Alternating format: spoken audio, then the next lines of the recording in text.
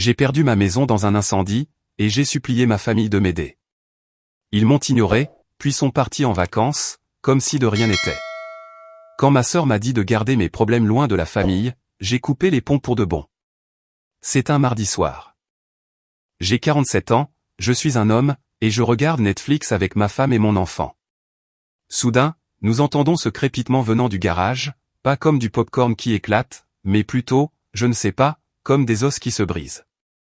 Ma femme me regarde avec cette expression qui dit « C'était quoi ce bordel ?» et je me dirige déjà vers le bruit.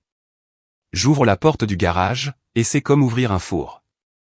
Un mur de chaleur me frappe. La fumée s'échappe, comme dans un film. Tout le mur du fond a tout simplement disparu. Des flammes oranges dévorent tout ce que j'avais passé des années à construire, mon établi, mes outils, les boîtes de décoration de Noël, les vieux vélos de mes enfants. Tout cela se transforme en cendres. Sortez maintenant.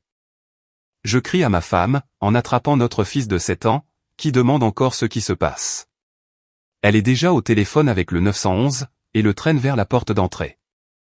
Je suis resté en arrière pendant peut-être 30 secondes, scrutant les pièces, comme si je pouvais, d'une manière ou d'une autre, téléporter toute notre vie en lieu sûr. Vous connaissez ce moment où votre cerveau court-circuite, et que vous pensez pouvoir sauver un canapé d'un incendie de maison? Eh bien, c'était moi. Le temps que j'arrive à l'extérieur du garage, le toit s'effondrait. Nous nous tenons de l'autre côté de la rue, avec la moitié du quartier, regardant les pompiers projeter de l'eau sur ce qui fut mon bureau à domicile. Le garage partageait un mur avec mon bureau. Mes fichiers informatiques, mes albums photos, tout a disparu. Mon fils demande où est passée sa PlayStation. Ma femme se contente de le serrer dans ses bras, sans rien dire, car que pouvez-vous dire? Mais c'est là que mon cerveau est passé en mode contrôle des dégâts. Pendant que tous les autres regardaient le spectacle, j'ai commencé à tout documenter avec mon téléphone. Vidéo des flammes, photos des dégâts, horodatage surtout. Les compagnies d'assurance sont des requins, et les requins sentent le sang dans l'eau à des kilomètres à la ronde. Le chef des pompiers s'est approché, pendant que je filmais le garage effondré. Désolé pour votre perte, monsieur. Une idée de comment ça a commencé? Le panneau électrique était vieux, ai-je répondu. J'avais l'intention de le moderniser. La vérité, c'est que je prévoyais de remplacer ce panneau depuis 2 ans. J'avais même programmé un devis pour la semaine suivante. En fait, je repoussais sans cesse l'échéance, car, vous savez, c'est la vie. Maintenant, je payais pour ma procrastination avec tout ce que je possédais. C'est à ce moment-là que j'ai sorti mon téléphone, et que j'ai fait ce que toute personne normale ferait. J'ai envoyé un texto au groupe de discussion familiale. Vous savez, celui avec moi, maman, papa, mon frère Théo, et ma sœur Amanda. Ce même chat où nous coordonnons les vacances et les anniversaires. J'ai fait simple, incendie de maison. Nous sommes tous sains et saufs, mais nous avons tout perdu dans le garage et le bureau. Nous sommes assez secoués. J'ai cliqué sur envoyer. J'ai attendu les réponses immédiates, les appels téléphoniques. La décence humaine de base, n'est-ce pas? Rien. Les accusés de lecture sont apparus un par un. Tout le monde l'a vu, et j'ai vu que personne n'a répondu. Mais voici le clou du spectacle. Pendant que nous nous faisions transférer vers un abri d'urgence de la Croix-Rouge, je reçois une notification indiquant que Théo a publié une story Instagram. Puis Amanda, puis une autre de Théo. Je suis assis sur un lit de camp dans le gymnase d'un lycée, qui sent le désinfectant industriel, regardant mon enfant essayer de dormir sur une couverture qui gratte, et ma famille enflamme les réseaux sociaux comme si c'était le nouvel an. Ensuite, j'ai fait l'erreur d'ouvrir Instagram. Premier post sur mon fil, Théo. Pas n'importe quel post, un carrousel complet de photos d'allure professionnelle. Lui, mes parents, Amanda, tous dans une maison au bord d'un lac que je n'avais jamais vu auparavant. Débardeurs assortis avec le nom du lac, boissons chic, et mon père sur un foutu jet ski. Publié 6 heures après mon texto annonçant que j'avais tout perdu. Légende, rien ne vaut le temps passé en famille. Quand vous trouvez les vôtres, vous le savez. Maison du lac famille d'abord. Mais attendez, c'est encore mieux. La story d'Amanda de la même nuit, une vidéo d'elle en train de faire la fête avec un gars que je ne reconnais pas. Légende, la vie est trop courte pour les drames. Je m'entoure uniquement d'ondes positives. J'ai montré le téléphone à ma femme. Elle l'a regardé pendant peut-être 3 secondes, me l'a rendu, et a dit, eh bien, cela nous dit tout ce que nous avons besoin de savoir, n'est-ce pas? Puis mon téléphone a vibré. Théo m'avait identifié dans sa publication, non pas pour vérifier si j'allais bien, mais pour montrer que je n'étais pas invité. La bénévole de la Croix-Rouge est passée avec un presse-papier. Nous devons savoir combien de temps vous allez rester, a-t-elle dit, et si vous avez de la famille que nous devrions contacter. J'ai regardé mon téléphone, puis les photos de la maison du lac de Théo. Ensuite, j'ai regardé de nouveau la bénévole. Pas de famille, ai-je répondu. Juste nous. 3 jours dans ce refuge. 3 jours à dormir sur des lits de camp, qui donnaient l'impression d'être en carton, et à manger toute la nourriture donnée qui arrivait.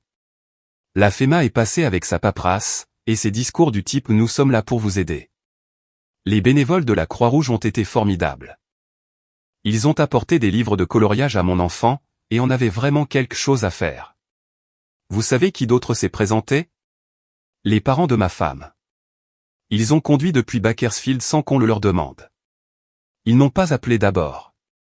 Ils n'ont pas attendu la permission. Ils sont juste apparus avec un U-Haul rempli de produits de première nécessité, et ont commencé à gérer les choses. Son père m'a glissé une carte Visa prépayée avec 2000 € dessus, et a dit, ce n'est pas de la charité. C'est ce que fait la famille. Mais la première personne à se présenter, mon pote Alan, n'a même pas appelé. Il a juste débarqué au refuge à 6 h du matin le lendemain, avec sa camionnette pleine de choses dont j'avais vraiment besoin. Des bottes de travail à ma taille, une boîte à outils, une glacière remplie de boissons énergisantes, et des burritos de station-service. Je me suis dit que tu aurais besoin de te remettre au travail rapidement, a-t-il dit en baissant le haillon. J'ai aussi apporté ça. Il a sorti une batte de baseball. Au cas où un de ses experts en assurance ferait le malin avec toi. La boîte à outils était celle de rechange. Des outils Craftsman. La bonne cam. Ne pense même pas à me rembourser, a-t-il dit quand j'ai commencé à protester. Ne perds juste pas mon jeu de douille. Il avait aussi apporté un téléphone prépayé et un chargeur. Garde ça en secours. Les compagnies d'assurance adorent prétendre qu'elles n'ont pas pu te joindre, quand vient le moment de faire les chèques. C'est ça Alan. Il débarque avec des solutions, et de légères menaces de violence. Pendant ce temps, le groupe de discussion de ma famille est resté silencieux. Pas un seul mot. Alors que Théo continuait de poster des stories Instagram de leur week-end au bord du lac, le 3e jour, il a posté une vidéo de tous en train de rire autour d'un brasero. Légende, parfois, il faut se déconnecter des personnes toxiques pour se reconnecter avec sa vraie famille. Personne toxique, pendant que je dors dans un refuge pour sinistrés. Mais le vrai coup de poing dans le ventre est arrivé quand mon voisin, Randy, est passé au refuge. Et mec, question bizarre, mais vous aviez prévu ce voyage au lac avant l'incendie? Ton frère m'a appelé hier, pour me demander si je pouvais garder un œil sur ta maison pendant que vous étiez en dehors de la ville. Il a semblé confus quand je lui ai parlé des camions de pompiers. Théo avait appelé mon voisin. Il pensait que nous simulions l'incendie, pour échapper à une obligation familiale. Quand Randy lui a dit que la maison avait bel et bien brûlé, Théo a répondu « Oh eh bien, ce sont des choses qui arrivent, je suppose. » Alan était là quand Randy m'a raconté ça. J'ai vu sa mâchoire se crisper. Ton frère a appelé pour demander à ton voisin de surveiller ta maison pendant qu'elle fumait encore, apparemment. D'où Jésus, Martin. J'ai rencontré des enfoirés froids dans l'armée, mais ça, c'est le niveau supérieur. La famille de ma femme nous a aidés à trouver un appartement temporaire. Rien d'extraordinaire. Un 2 pièces dans un complexe qui sent la cigarette et les rêves brisés, mais c'était le nôtre pour le mois, et ils ont couvert le premier et le dernier mois de loyer sans cligner des yeux. C'est à ce moment-là que j'ai commencé à accepter tous les travaux que je pouvais trouver. Du travail journalier, des petits boulots de bricolage, tout ce qui payait en espèces, en attendant que l'assurance règle ses affaires. Alan m'a mis en contact avec une équipe de démolition qu'il connaissait. Un travail dur, mais de l'argent honnête, et il payait à la journée. J'ai vite appris que les compagnies d'assurance pratiquent essentiellement le vol légalisé. Leur première offre était insultante, à peine suffisante pour remplacer les cloisons sèches, et encore moins pour reconstruire. Mais j'avais tout documenté depuis la nuit de l'incendie. Photos, reçus, devis d'entrepreneur. Alan m'avait appris cela, suite à son expérience avec une inondation. Mais voici où cela devient intéressant. Je travaille sur un chantier de démolition à Burbank, quand mon téléphone sonne. Amanda. La première fois qu'elle appelait depuis l'incendie. Et, dis, est-ce que tu vas toucher une grosse indemnité d'assurance pour ça? Parce que je lance une entreprise de coaching en bien-être, et je pourrais vraiment avoir besoin d'un investisseur. J'ai raccroché sans dire un mot. Elle a rappelé immédiatement. J'ai laissé sonner sur la messagerie vocale. Martin, ne sois pas dramatique. Ce sont juste les affaires. Les familles devraient soutenir les rêves de chacun. Des rêves? Ma maison a brûlé, et elle veut du capital risque. La plupart des gens auraient accepté la mauvaise offre de l'assurance, parce que se battre contre eux, c'est comme essayer de clouer de la gelée sur un mur. Pas moi. J'ai obtenu 3 devis d'entrepreneurs, détaillé chaque article endommagé, et préparé une feuille de calcul qui ferait pleurer un comptable. Alan m'a aussi aidé pour cette partie. La clé était de traiter cela comme une négociation commerciale, et non comme une tragédie. J'ai recherché les coûts actuels des matériaux, obtenu des devis pour la main-d'œuvre, et même trouvé des données de vente comparables pour mes outils. J'ai créé des catégories distinctes, dommages structurels, biens personnels, frais de subsistance supplémentaires, et mise aux normes. Chaque catégorie avait son propre dossier de documentation. Le rapport d'incendie a noté une origine électrique probable, et j'avais des documents montrant que j'avais programmé un devis pour le remplacement du panneau. Cela signifiait qu'ils étaient responsables de la mise aux normes actuelles de tout l'ensemble, et pas seulement de remplacer ce qui avait brûlé. C'est amusant de voir comment leur offre a magiquement doublé, quand je me suis présenté avec une documentation réelle, au lieu d'espérer simplement qu'il serait juste. L'expert a essayé de sous-évaluer les travaux électriques, affirmant que l'ancien panneau était adéquat. Alan s'est avancé, avec son mètre 90, et a dit « Vous traitez mon ami de menteur ?» J'ai souligné que adéquat ne répond pas aux normes actuelles, et que la conformité aux normes était requise pour tout permis. L'expert a signé très rapidement après ça. Première leçon apprise, personne ne veille à vos intérêts, à part vous. Deuxième leçon, la paperasse l'emporte sur les émotions à chaque fois. Troisième leçon, avoir un ami costaud, avec une formation militaire, ne fait pas de mal lors des négociations. 2 semaines plus tard, je travaille sur un chantier de nettoyage de construction à Glandal, quand mon téléphone commence à exploser.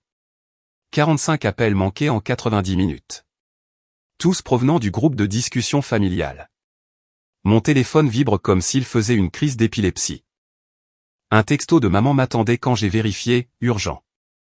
Nous avons besoin que tu rappelles immédiatement. Il s'agit de 8 000 €.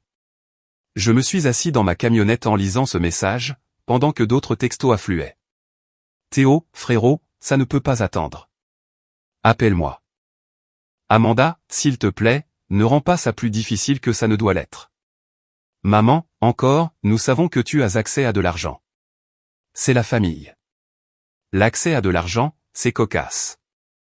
Ils n'en avaient rien à foutre quand j'ai tout perdu, mais soudainement, je suis leur distributeur automatique de billets d'urgence. Je n'ai pas rappelé, et j'ai laissé le téléphone continuer à vibrer, pendant que je repensais aux dernières semaines. Comment ils avaient regardé ma famille dormir sur des lits de camp dans un refuge, et n'avaient rien dit. Comment ils avaient posté des photos de vacances, pendant que nous cherchions comment remplacer tout ce que nous possédions. Comment ils avaient agi comme si je n'existais pas. D'autres messages ont continué d'arriver. Théo, le co-emprunteur de papa s'est désisté pour le prêt du chalet. Il menace de saisir le bien. Amanda, c'est juste temporaire, tu sais que nous sommes solvables. Maman, ne laisse pas la fierté détruire cette famille. Puis Théo a envoyé la photo d'un avis bancaire. Le chalet n'était pas une sorte de retraite familiale. C'était un investissement immobilier de 400 000 € qu'ils avaient acheté pour faire une plus-value. Le co-emprunteur qui s'était désisté était un partenaire commercial, qui avait découvert qu'ils avaient menti sur leurs revenus. Mais voici le plus beau, l'adresse m'était familière. J'ai fait une recherche inversée sur Google Maps. J'ai reconnu cette maison au bord du lac, vue dans les publications Instagram de Théo. Oui, ils avaient fait la fête dans leur propriété d'investissement pendant que j'étais sans abri. C'est là que j'ai appelé Alan. Tu te souviens de cette maison au bord du lac que Théo postait? Celle où il faisait la fête pendant que tu étais au refuge? Oui. Qu'est-ce qu'elle a? C'est la propriété d'investissement qu'ils veulent que je sauve. Longue pause. Tu te fous de moi? Non. Ils ont acheté une maison sur un lac à 400 000 € pour la revendre, ils y ont fait la fête pendant que ma famille et moi étions à la rue, et maintenant, ils veulent que je les sauve de la saisie. Martin, j'ai vu des trucs froids à mon époque, mais ça, c'est digne de sociopathe. Qu'est-ce que tu vas faire? Ce que j'ai fait, c'est mettre en œuvre ce que j'appelle maintenant l'option nucléaire. Mais d'abord, j'avais besoin de comprendre exactement jusqu'où allait ce terrier de lapin. J'ai passé l'heure suivante à passer leurs réseaux sociaux au peigne fin. Il s'est avéré que Théo publiait sur ses projets immobiliers depuis des mois. Amanda avait partagé des articles sur la création d'un patrimoine générationnel grâce à l'investissement immobilier. Papa s'était vanté, à son club de golf, de devenir un promoteur immobilier. La fierté, n'est-ce pas? Il préférait me regarder perdre ma maison, plutôt que d'interrompre leur fête de spéculation immobilière. Mais c'était moi qui avais un problème de fierté, soi-disant. Plus d'appels, plus de textos. Puis Amanda a essayé une approche différente. Maman pleure. Elle dit que tu abandonnes la famille quand nous avons le plus besoin de toi. Est-ce vraiment ce que tu es? Le vrai coup de grâce est arrivé 20 minutes plus tard. Un texto provenant du téléphone de maman, mais c'était manifestement Amanda qui tapait, ton neveu a demandé pourquoi oncle Martin ne nous aime plus. Comment dois-je expliquer cela à un enfant? Amanda n'avait aucun putain d'enfant. Ils inventaient littéralement de faux enfants pour me faire culpabiliser. J'ai fait une capture d'écran de celui-là, et je l'ai ajouté à ma collection croissante d'absurdités. Ensuite, Théo a appelé depuis le téléphone de papa. Martin, c'est papa. Je suis à l'hôpital. Ils ont trouvé quelque chose sur mon dernier scanner. Sauf que je pouvais entendre Théo chuchoter à quelqu'un en arrière-plan. Et il n'y avait aucun bruit d'hôpital, aucune machine qui bipait, aucune annonce, aucun personnel médical. Juste un silence de mort, et Théo essayant de ressembler à notre père de 62 ans. J'ai fait des captures d'écran de tout, chaque message, chaque journal d'appel, chaque tentative de culpabilisation, chaque mensonge. Ensuite, je suis allé sur mon application bancaire, et j'ai commencé à couper les ponts. J'ai clôturé le compte d'épargne conjoint que j'avais ouvert pour l'entreprise de conseil de Théo il y a 3 ans, en le vidant jusqu'à zéro. Il s'est avéré qu'il l'utilisait pour financer ses paris sur les crypto-monnaies. L'historique du compte était un cauchemar de transfert vers Coinbase et Robinhood. J'ai retiré mes parents en tant qu'utilisateurs autorisés sur ma carte de crédit, bien que, d'une manière ou d'une autre, des dîners de luxe et des sacs à main de créateurs continuaient d'apparaître sur les relevés. J'ai exigé qu'Amanda refinance son prêt automobile dans les 30 jours, pour supprimer ma caution. Quand elle n'a pas pu le faire, elle a fait défaut, et le prêteur a saisi la voiture. J'ai gelé mon crédit auprès des 3 agences, et j'ai placé des alertes à la fraude. J'ai changé tous les mots de passe, révoqué toutes les procurations, et supprimé leur accès en ligne à tout ce qui portait mon nom, en configurant l'authentification à 2 facteurs sur absolument tout. Mais je n'avais pas terminé. Il me restait une dernière carte à jouer, et Alan m'en avait donné l'idée. Les retombées nucléaires ont commencé en moins d'une semaine. Amanda a appelé, pleurant au sujet de sa voiture qui se faisait saisir. Apparemment, elle avait 3 mois de retard sur les paiements, et ma caution était la seule chose qui empêchait le remorquage. Je ne peux pas aller travailler sans voiture, a-t-elle sangloté. Arrête avec ces bêtises. Ça va ruiner ma vie. J'ai écouté tout son discours, puis j'ai dit, peut-être que tu aurais dû y penser avant de me demander d'investir dans ton arnaque de coaching en bien-être, alors que ma maison fumait encore et j'ai raccroché avant qu'elle ne puisse répondre. Théo m'a envoyé par texto une photo d'un avis d'expulsion.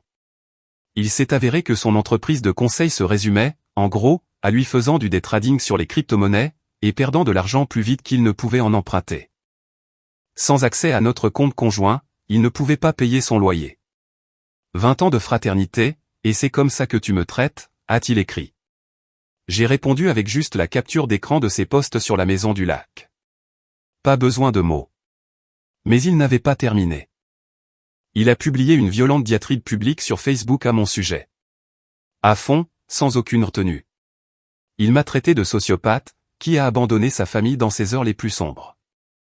Il a dit que j'utilisais l'incendie d'une maison pour m'attirer de la sympathie, tout en refusant d'aider quand ça comptait vraiment. Il s'est directement attaqué à ma réputation. Les commentaires étaient pires. Des gens, qui ne connaissaient pas toute l'histoire, étaient d'accord avec lui. Ton frère a l'air d'un narcissique. La famille, c'est tout. Le sang est plus épais que l'eau. Alan a vu ça, et m'a appelé immédiatement. Mec, ton frère lâche une bombe nucléaire sur Facebook. Tu vois ces trucs? Ouais, je suis en train de regarder. Quel est ton plan? La guerre totale. Alors, j'ai fait une seule publication. Simple. 4 captures d'écran. Premièrement, mon texto original, incendie de maison, nous sommes tous sains et saufs mais avons tout perdu, avec l'horodatage. Deuxièmement, le post de Théo, rien ne vaut le temps passé en famille, de la même nuit. Troisièmement, l'avis bancaire pour leur propriété d'investissement de 400 000 €. Quatrièmement, le texto d'Amanda demandant de l'argent pour sa start-up, pendant que nous étions au refuge. Légende, certaines personnes montrent leur vraie couleur quand vous avez besoin d'aide. D'autres les montrent quand elles ont besoin d'argent. Ces photos ont été prises la même semaine. Alan l'a vu en premier et a commenté, « Ta famille fait passer mon ex-femme pour quelqu'un de raisonnable, et elle a essayé de vendre mon camion pendant que j'étais déployé. » Les commentaires ont commencé à affluer rapidement. Putain, mec. C'est glacial. Ta famille, c'est des ordures. C'est dingue. Poursuis-les pour diffamation. Théo a supprimé sa publication dans les 2 heures, et m'a bloqué sur tous les réseaux. Mais les captures d'écran avaient déjà été partagées des dizaines de fois. Puis maman a appelé. C'était la première fois que j'entendais sa voix depuis avant l'incendie. Sauf qu'elle n'appelait pas pour s'excuser. Elle était furieuse. Comment oses-tu étaler nos affaires privées sur les réseaux sociaux, a-t-elle dit. Tu détruis la réputation de cette famille pour de l'argent. Quelle famille, ai-je demandé. Celle qui a fait la fête dans sa propriété d'investissement pendant que mes enfants dormaient sur un lit de camp? Cette famille-là. Nous ne savions pas que c'était si grave. Mais vous avez choisi de ne pas savoir. Il y a une différence. Longue pause. Puis, elle a joué sa carte maîtresse. Ton père est malade. Il l'est depuis des mois. C'est pour ça que nous avions besoin de cet argent. Mais tu étais trop égoïste pour demander pourquoi. Clic, elle a raccroché. Mais je n'avais pas fini de creuser. Petite pause, les gars. YouTube vient de lancer cette nouvelle fonctionnalité de Hype. Si vous êtes accro à cette histoire, appuyez sur ce bouton Hype. Cela indique à YouTube que cette vidéo mérite d'exploser. Et ça permet de continuer à vous proposer des histoires encore plus folles. Merci beaucoup pour votre soutien. Très bien, retour au drame. J'ai passé l'heure suivante à parcourir d'anciennes photos sur les réseaux sociaux. J'ai trouvé quelque chose d'intéressant. Papa, à un tournoi de golf caritatif, il y a 3 semaines, ayant l'air en pleine forme. Publié par le Country Club avec une légende sur son trot en nain. Une autre photo, d'il y a 2 semaines, à un barbecue, tenant un verre et riant. Soit il simulait la maladie, soit il simulait la bonne santé pour les réseaux sociaux. D'une façon ou d'une autre, quelqu'un mentait. Alan est venu dîner ce soir-là, et m'a aidé à reconstituer la chronologie. Tes parents sont soit des menteurs pathologiques, soit des manipulateurs hors pair, a-t-il dit. Possiblement les deux. Probablement les deux. Alors, c'est quoi la suite? Je vais découvrir exactement jusqu'où ça va. Nous avons emménagé temporairement chez les parents de ma femme. J'ai lutté contre ça au début. Par fierté, je suppose, mais ils ont insisté. Tu as un enfant, a dit ma belle-mère. Tu n'as pas le luxe d'être têtu. C'était la première fois depuis des années que quelqu'un était vraiment heureux de nous avoir dans les parages. Mon beau-père et moi avons commencé à construire une cabane dans les arbres pour mon fils. Ce premier week-end, alors que nous mesurions le bois, il a dit quelque chose qui m'est resté en tête, tu ne peux pas t'immoler par le feu pour garder les autres au chaud, Martin. Ils continueront simplement à demander plus d'allumettes. Cette semaine-là, j'ai formellement exigé une reddition de compte complète du fiduciaire de la part de mes parents. Mon avocat a fait appel à un jury comptable, et cela a déclenché un audit complet des dossiers financiers du fonds en fiducie. En tant que bénéficiaire, j'avais le droit de voir où chaque euro était allé au cours de la dernière décennie. Ce que j'ai trouvé m'a laissé sans voix. Cela a tout mis en place de manière limpide. Le fonds en fiducie n'était pas un modeste compte d'épargne familiale. Il valait près de 2 millions d'euros. L'assurance vie de mon grand-père, les ventes de propriétés, et les gains d'investissement sur 30 ans. Et mes parents l'utilisaient comme leur distributeur automatique personnel depuis 10 ans, des prêts à eux-mêmes qui n'ont jamais été remboursés, des retraits d'urgence pour des travaux d'amélioration de la maison et des vacances.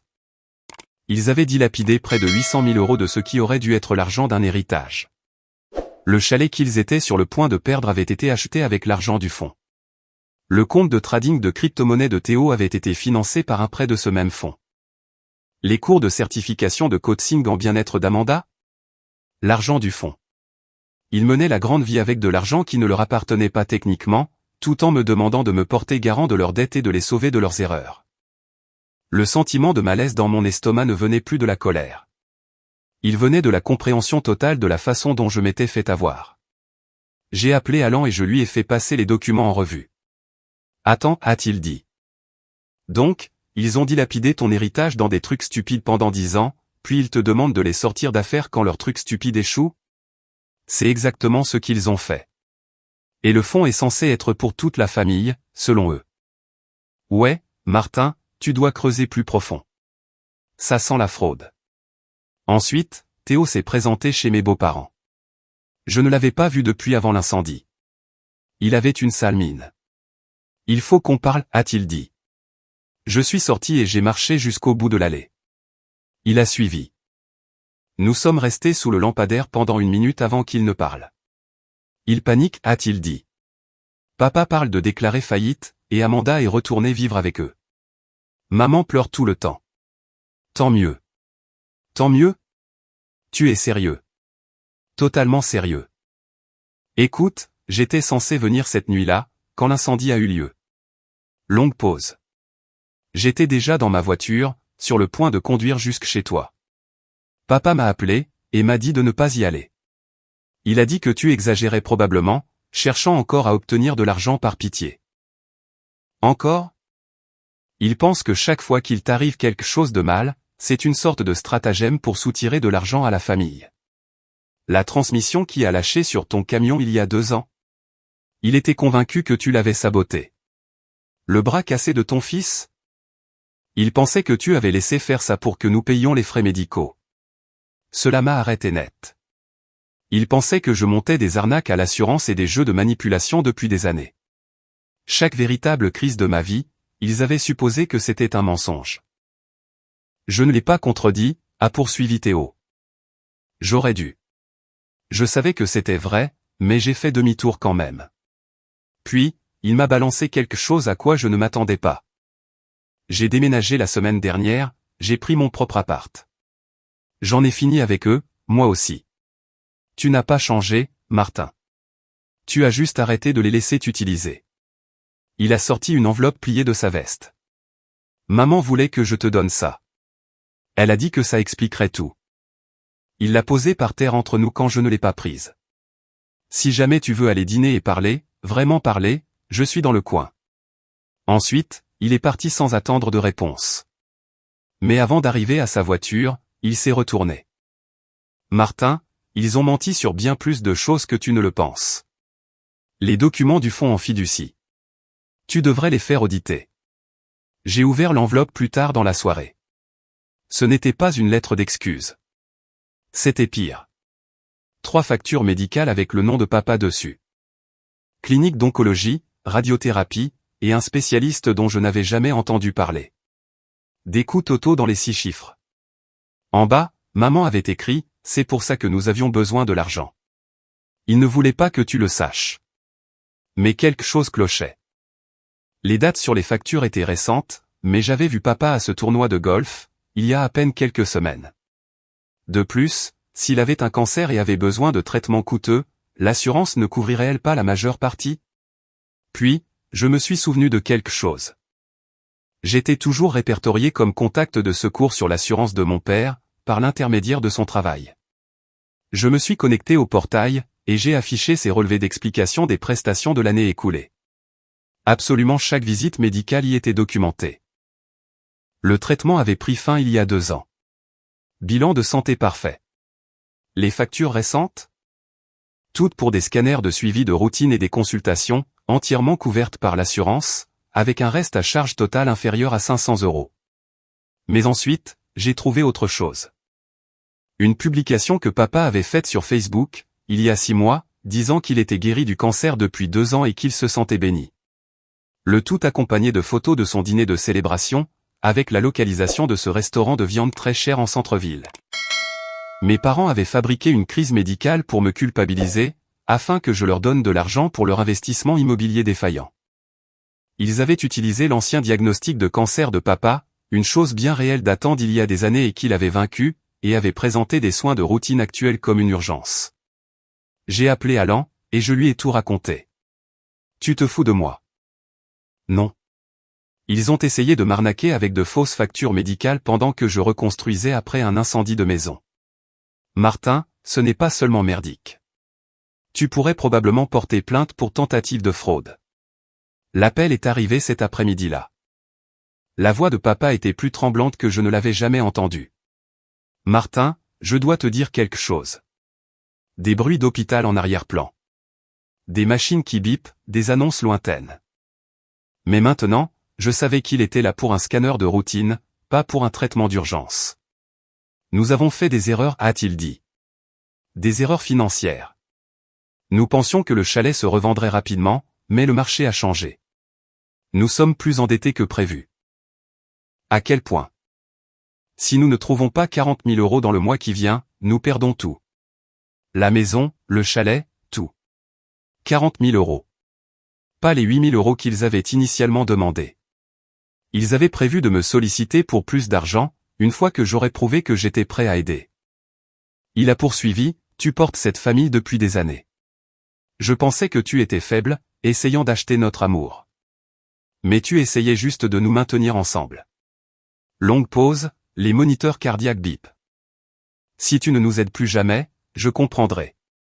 Je ne voulais juste pas partir sans te le dire. J'étais assis sous le porche arrière de mes beaux-parents, regardant mon fils jouer dans la cabane dans les arbres que nous avions construite, et écoutant ma femme rire de quelque chose à la télé à l'intérieur. J'ai réalisé que je n'étais plus en colère. J'en avais juste terminé. Je suis au courant pour le fonds en fiducie, ai-je dit. Je suis au courant pour la combine immobilière. Je sais que le cancer de papa est en rémission, et l'est depuis 2 ans. Silence. Puis, le son d'un téléphone qu'on raccroche. C'est à ce moment-là que j'ai su qu'il n'y avait aucun retour en arrière possible. Mais il me restait une dernière action à mener. Quelque chose qu'Alan m'avait suggéré, quand je lui ai parlé des fausses factures médicales. Tu devrais documenter tout ça, avait-il dit. Alors j'ai commencé un dossier. Chaque texto, chaque message vocal, chaque faux document, et j'ai construit une chronologie de leurs mensonges et de leurs manigances. Je me suis dit que j'en aurais peut-être besoin un jour. 6 mois plus tard, ma femme et moi avons acheté une petite maison en dehors de la ville. Je travaillais 7 jours sur 7, faisant de la construction le jour et des cours de soudure le soir, développant des compétences qui ne pouvaient ni m'être enlevées, ni empruntées. J'ai enregistré une entreprise, Martin S Metalwork Service, ouvert un compte bancaire professionnel, et acheté une camionnette de travail d'occasion avec de vraies boîtes à outils et un équipement de soudage dans la benne. J'ai commencé à répondre à des appels d'offres pour de petits travaux commerciaux, des mains courantes, des grilles de sécurité, des supports personnalisés pour les entrepreneurs. L'entreprise se développait plus vite que je ne l'avais prévu. Le bouche à oreille va vite dans le bâtiment, quand quelqu'un arrive à leur effet du travail propre. J'ai décroché un contrat pour fabriquer toutes les rampes d'escalier d'un nouvel immeuble de bureau. Un contrat de 15 000 € qui me prendrait 3 semaines. Alan m'a aidé à aménager l'atelier correctement. Nous avons construit des racks de stockage sur mesure pour les stocks d'acier, installé une ventilation adéquate pour la soudure, et même installé une petite grue pour soulever les pièces lourdes. L'atelier avait l'air professionnel, et donnait une impression de professionnalisme. Ensuite, j'ai repéré quelque chose d'intéressant dans les annonces immobilières locales. Cette maison au bord du lac, que Théo postait en photo, apparaissait dans les signaux de pré-saisie que je suivais via un réseau d'investisseurs locaux. Un gestionnaire d'actifs que je connaissais a mentionné qu'il cherchait des acheteurs rapides, payant comptant pour des propriétés en difficulté. J'ai préparé un dossier de vérification préalable sur la propriété, vente comparable, rapport d'inspection, recherche de titres de propriété, la totale. J'ai mis le gestionnaire d'actifs en contact avec un investisseur immobilier que j'avais rencontré sur un chantier, un type spécialisé dans les propriétés en difficulté. L'investisseur était intéressé. Nous avons structuré un accord où j'obtenais des honoraires de consultation forfaitaire pour l'introduction et la recherche. 5 000 € pour les avoir mis en contact et fourni l'analyse. Légal, éthique et rentable. Mes parents ont perdu leur propriété d'investissement au profit d'un gars que j'ai amené à la table. Ils ne sauront jamais que j'étais impliqué, mais moi, je le saurai. Parfois, la meilleure vengeance n'est rien d'autre que de bonnes affaires. Nous avons commencé les travaux d'agrandissement de notre nouvelle maison au printemps. J'ai coulé la dalle de béton moi-même, avec l'aide de mon beau-père et d'Alan. J'ai utilisé un niveau de chantier pour que ce soit parfait. J'ai vérifié les dimensions 3 fois avant l'arrivée du camion toupie. J'ai posé les boulons d'ancrage à la main, en m'assurant que chacun était d'aplomb et à la bonne profondeur. Tu sais ce que j'aime avec le béton, a dit Alan, pendant que nous lissions la surface avec une règle de maçon. C'est honnête. Soit tu le fais bien, soit ça fissure. Pas de juste milieu, pas de négociation, pas de conneries familiales. L'ossature est montée rapidement une fois le béton durci. Des lisses basses traitées sous pression, du bois d'ingénierie pour les solives de plancher, et j'ai fait toutes les connexions métalliques moi-même. Nous n'embauchons pas d'entrepreneurs, nous construisons poutre par poutre. Pas de prêt, pas de délais imposés, juste de la sueur, de l'acier et de la patience. Mon fils a choisi les couleurs de peinture pour ce qui sera son atelier quand il sera plus grand. Rouge comme Iron Man, a-t-il dit. Ma femme a commencé à planifier ou installer son studio d'art. Alan passe la plupart des week-ends pour aider à porter les charges lourdes. Il ne pose pas de questions sur ma famille. Il ne propose pas de séance de thérapie. Il arrive juste avec du café et se met au travail. C'est ça, la vraie amitié. Théo m'envoyait des textos de temps en temps, mais ça restait léger. Des nouvelles de son travail. Rien de personnel. Il avait trouvé un emploi stable dans un atelier d'usinage, et semblait faire profil bas. Je l'ai gardé en période d'essai non officielle. Un emploi stable, aucune demande.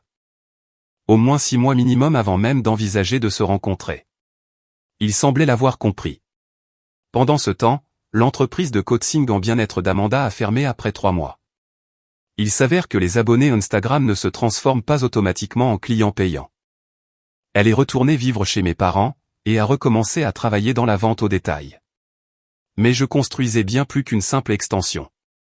Je construisais une forteresse, financière, légale, et émotionnelle. Plus personne n'allait m'utiliser comme ça. Cela fait 1 an depuis l'appel de l'hôpital de papa. 1 an depuis que j'ai découvert qu'ils avaient essayé de m'arnaquer avec de fausses factures médicales. Je n'ai jamais demandé comment leur situation financière avait évolué. Je n'ai jamais cherché à savoir s'ils avaient perdu la maison. Je me suis dit que si c'était grave, quelqu'un me le ferait savoir. Si ça ne l'était pas, ils pouvaient faire face aux conséquences qu'ils avaient eux-mêmes créées. L'extension est terminée. Rien d'extravagant, juste une construction solide sur un terrain que nous possédons réellement. La terre est terrible pour y faire pousser quoi que ce soit, mais c'est la nôtre. Je travaille 6 jours par semaine maintenant, atelier de métallurgie, chantier de construction, et fabrication de pièces sur mesure pour des clients qui paient à temps. Mon fils a sa propre chambre maintenant, avec les murs rouges qu'il voulait. Il planifie déjà quels outils il veut apprendre à utiliser quand il sera plus grand. Le studio d'art de ma femme reçoit la lumière du matin à travers les fenêtres que j'ai installées moi-même. Elle n'a jamais suggéré une seule fois que je devrais recontacter ma famille. Elle n'a jamais sous-entendu que j'étais trop dur. Elle laisse le silence rester silencieux. Les gens me posent parfois des questions sur ma famille. Je réponds simplement que nous ne sommes pas proches, et je change de sujet. Tout le monde a une version de cette histoire. La mienne implique simplement l'incendie d'une maison et une tentative de fraude. Je ne vérifie pas leurs réseaux sociaux. Je ne sais pas s'ils ont perdu la maison, où Amanda travaille maintenant, ni si Théo a gardé ce boulot d'usinage. Et je ne veux pas le savoir, non pas par colère, mais par une totale indifférence. Puis, le mois dernier, autre chose a été mise en lumière au cours des procédures judiciaires en cours. L'expertise comptable que mon avocat avait commandée des mois plus tôt avait découvert quelque chose qui allait bien plus loin que ce que quiconque imaginait. « Martin, j'ai besoin que vous vous asseyiez pour entendre ça », a dit l'avocat. Nous avons récupéré le testament original de votre grand-père dans les dossiers de son avocat. La succession n'a jamais été réellement ouverte à son décès. Il s'avère que le fonds en fiducie sur lequel vous étiez désigné comme bénéficiaire, c'était bidon. selon le testament original. Celui que nous avons déposé au tribunal la semaine dernière, vous étiez censé hériter de 75% de la succession de votre grand-père directement. Les 25% restants étaient répartis entre vos parents. Mes parents n'avaient jamais créé de fonds en fiducie familiale. Ils avaient fabriqué un faux document de fiducie, et avaient convaincu tout le monde, moi y compris, que l'argent appartenait à toute la famille. Pendant 28 ans, ils avaient volé mon héritage, et l'avaient utilisé comme leur tirelire personnel. L'audit jury comptable a révélé 800 000 € de retrait non autorisés sur une période de 10 ans. Mais il ne s'agissait pas de détournement d'un fonds familial. C'était le vol de mon héritage. De l'argent qui m'appartenait légalement depuis que j'avais 19 ans. Nous avons déposé une demande d'injonction d'urgence pour geler leurs actifs, a poursuivi l'avocat. Nous demandons une fiducie par interprétation sur toute propriété achetée avec votre argent. Les poursuites civiles incluent le manquement à l'obligation fiduciaire, le détournement et la reddition de comptes. Avec les intérêts et les pénalités, il pourrait vous devoir plus de 2 millions d'euros. Mes parents allaient faire face à des accusations pénales, mais ce processus avançait lentement. L'affaire civile se réglerait probablement dans les 12 à 24 mois. Tous les actifs achetés avec mon argent, y compris cette satanée maison au bord du lac, faisaient partie de nos efforts de recouvrement. Martin, vous êtes toujours là. J'étais toujours là, essayant juste de digérer le fait que ma famille ne m'avait pas seulement trahi pendant l'incendie. Il m'avait volé pendant la majeure partie de ma vie d'adulte. Théo m'a envoyé un texto ce soir-là, son premier message depuis des mois. Tu étais au courant pour cette histoire d'héritage. J'ai répondu, je l'ai découvert aujourd'hui. Et toi? Bordel, non. Maman nous a dit que grand-père avait tout laissé à la famille. Je n'avais aucune idée que c'était censé être à toi. D'où Jésus, Martin, ils t'ont volé plus d'1 million d'euros. Longue pause. Puis un autre texto. J'ai dépensé ton argent. Le trading de crypto, les fêtes à la maison du lac, tout ça. Je suis tellement dans la merde. J'ai fixé ce message pendant un long moment. Mon frère avait dépensé mon héritage sans le savoir, pendant que je faisais des travaux de construction pour payer ses erreurs. L'ironie était presque amusante. L'avocat dit que quiconque a bénéficié de la fraude pourrait être tenu responsable. J'ai répondu par texto, tu ferais bien de prendre ton propre avocat. Tu vas t'en prendre à moi. J'y ai réfléchi. Théo s'était comporté comme un crétin, mais il ne savait sincèrement pas que l'argent m'appartenait. Il était coupable d'être un enfant gâté, pas un cerveau criminel. Et il était clean à ce travail d'usinage depuis plus de 6 mois maintenant. Deviens réglo, reste réglo, et on verra. J'ai appelé Alan, et je lui ai raconté toute l'histoire. Sa réponse était exactement celle à laquelle je m'attendais. Jésus, c'est un comportement de connard de niveau avancé. Je suis presque impressionné. Longue pause. Alors, tu achètes un bateau avec l'argent de l'accord? Probablement un atelier plus grand. Peut-être un terrain en dehors de la ville où je pourrais vraiment agrandir l'entreprise. Bon choix. Les bateaux ne sont que des trous dans l'eau où tu jettes ton argent. En parlant de ça, tu veux que je passe devant chez eux et que je leur fasse un doigt d'honneur pour toi? Je n'ai rien de prévu ce week-end. C'est ça Alan. L'avocat a rappelé 3 jours plus tard avec une mise à jour. L'enquête criminelle avance vite. Vos parents ont engagé un avocat au rabais, qui leur conseille essentiellement de plaider coupable. Ils risquent des accusations de vol qualifié, et le procureur veut faire un exemple. Et pour l'affaire civile? Nous allons probablement trouver un accord. Ils vont tout perdre, la maison, tous les actifs restants, les comptes de retraite. Vous récupérez la majeure partie de votre argent, plus des dommages et intérêts. Vous pourriez toucher dans les 5 millions d'euros quand tout sera terminé. 5 millions d'euros.